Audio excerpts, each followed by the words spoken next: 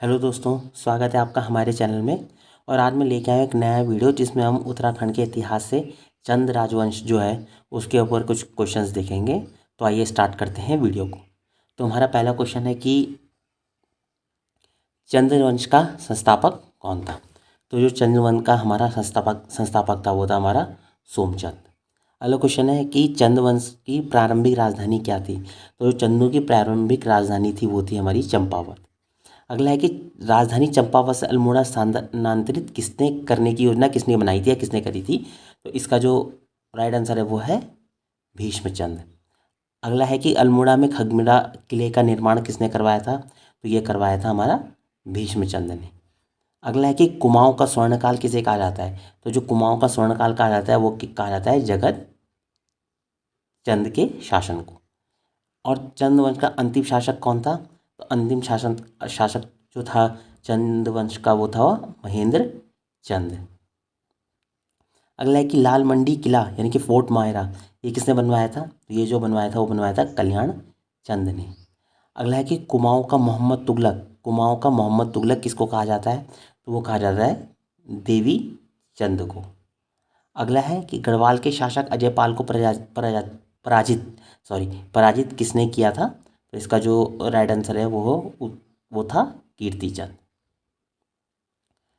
Next है कि धर्म निर्णय और सैनिक शास्त्र नामक पुस्तकें ये किसने लिखी हैं। तो ये लिखी है हमारी रुद्रचंद ने।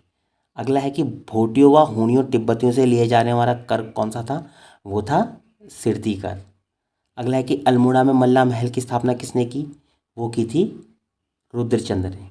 अगला है कि राज चिन्ह यानी कि राज के प्रतीक चंद राजवंश का क्या था। तो वो था हमारा गाय। और चंद राजवंश की जो प्रशासनिक भाषा थी वो कौन सी थी। तो वो थी कुमाऊनी। अगला है कि गरुड़ की उपाधि किसको मिली थी। जो गरुड़ की उपाधि मिली थी वो गरुड़ ज्ञानचंद को मिली थी, इसलिए हम उनको जो कहते हैं मतलब उनको जो नाम उनका कहा जाता है वो कहता है गरुड़ ज्ञानचंद। और जो गरुड़ की उपाधि ज्ञानचंद को मिली थी वो किसने दी थी। तो वो दी थी फिरोज शाह तुगलक ने यानी कि FST फिरोज शाह तुगलक ने। अगला है कि सरोड़ा ब्राह्मणों की तरह कुमाऊं में चौथानी ब्राह्मणों की मंडली जो थी वो किसने बनाई थी। तो उसका जो राइट आंसर है वो है रुद्रचंद ने। और कौन षड्यंत्रकारी माना जाता है और जो वही उसी व्यक्ति ने दीपचंद की भी हत्या करवाई थी। तो वो कहा जाता है मोहन चंद को। अगला है कि गोरखाओं का कुमाऊं पर आक्रमण कब हुआ। तो जब महेंद्र चंद थे शासन में तब हुआ था। फिर सोमचंद ने अपने प्रशासन को सुचारू रूप से चलाने के लिए कितने किलेदार चौकीदार नियुक्त किए थे। तो इसका जो राइट आंसर है वो है 4। तो अगर इसका ये क्वेश्चन बनेगा कि सोमचंद ने कितने करे थे तो 4 आ जाएगा। या फिर ऐसे भी पूछा जाता है कि आपने इसका मतलब सेकंड वाइस वर्सा भी पूछा जा सकता है कि प्रशासन को सुचारू चलाने के लिए कि 4 किलेदारों को किसने नियुक्त किया था। तो उसका फिर आंसर हो जाएगा सोमचंद। तो एक लाइन से 2 क्वेश्चन बन जाते हैं। फिर जुआरियों पर कर लगाने के कारण जगत की उपाधि किसको मिली। जिसने जुआरियों पर कर लगाया तो वो मिली थी जगत चंद को। अगला है कि चंद राजाओं का मूल निवास स्थान कहाँ माना जाता है। तो चंदों का जो मूल निवास स्थान माना जाता है वो झूसी प्रयागराज में माना जाता है। अगला है कि गोरखा आक्रमण के समय किस शासक ने गोरखाओं को आमंत्रित किया था। तो वो किया था हर्षदेव जोशी ने। अगला है कि महान दानवीर की उपाधि किसे मिली है। तो वो मिली है जगत चंद को। और चंद राजाओं की जो वंशावली है वो किसमें लिखी गई है। वो लिखी है मनोदय काव्य में। अगला है कि राजबुंगा किले का निर्माण किसने कराया था। तो करवाया था सोमचंद ने। अगला है कि ग्रामों में सियानों और बूढ़ों की नियुक्ति किसने शासक ने की थी। वो भी की थी सोमचंद ने। अगला है कि सोमचंद का उत्तराधिकारी कौन था। तो इसका जो राइट आंसर है मतलब इसका जो आंसर है वो है आत्मचंद। अगला है कि चीन से व्यापारिक संबंध स्थापित किए थे वो किसने किए थे। तो चाइना से जो व्यापारिक संबंध स्थापित किए थे वो किए थे इंद्रचंद ने। कुमाऊं का विलासी राजा किसे कहा जाता है?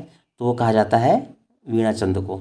वा से विलासी और वा से वीणा, ऐसा करके मैम याद कर सकते हैं अगर करना चाहो आप, वरना आप अपने हिसाब से याद कर सकते हैं। और खस राजाओं ने किसे पराजित किया था? खस राजाओं ने जो पराजित किया था वो किया था वीणा चंद को। कुमाऊं का प्रथम प्रथम स्वतंत्र शासक कौन था? तो जो कुमाऊं का प्रथम स्वतंत्र शासक था वो था थोअरचंद। और पहला चंद शासक कौन था जो दिल्ली दरबार गया था? तो वो था ज्ञानचंद। और पहला भूमि बंदोबस्त किसने करवाया था? तो वो करवाया था रतनचंद ने। अगला है कि रुद्रचंद ने तिब्बती याक कस्तूरी हिरण की भेंट किसे की थी? रुद्रचंद ने तिब्बती याक और कस्तूरी हिरण की जो खालें थी वो किसको भेंट की थी? तो वो की थी अकबर को। औली ब्राह्मणों की नियुक्ति किस चंद शासक ने की थी? वो की थी रुद्रचंद ने। अगला है कि पुरुषोत्तम पंत किसका सेनापति था और इसको रॉबर्ट ब्रूस भी कहा जाता है? तो वो किसका सेनापति था? वो था रुद्रचंद्र रुद्रचंद्र का। तो अब इसी सिंगल लाइन में जैसे मल्टीपल क्वेश्चन बन सकते हैं, जैसे मैंने पहले भी बताया था कि वो पूछ सकते हैं कि पुरुषोत्तम पंत किसका सेनापति था? तो वो हो जाएगा रुद्रचंद्र का। सेकंड क्वेश्चन बन जाएगा कि पुरुषोत्तम पंत को हम उसको किस नाम से जाना जाता था? उसको रॉबर्ट ब्रूस के नाम से जाना जाता था। या फिर ऐसा क्वेश्चन बन जाएगा कि रॉबर्ट ब्रूस किसका सेनापति था? तो वो रुद्रचंद का। तो ऐसे मल्टीपल क्वेश्चन इस लाइन से बन सकते हैं। फिर ग्वालदम के युद्ध में, ये युद्ध गलत लिख दिया, ये युद्ध होना था, युद्ध हो गया। तो ग्वालदम के युद्ध में किस सेनापति की मृत्यु हुई थी? तो ऑप्शन है, तो इसका इसका जो राइट आंसर है वो है पुरुषोत्तम पंत की। अगला कि जूलिया और सिरती कर किसने लगाए थे चंदवंश में? तो वो लगाए थे लक्ष्मी चंद ने। फिर अगला कि लकुलिया बिराली किसका उपनाम था?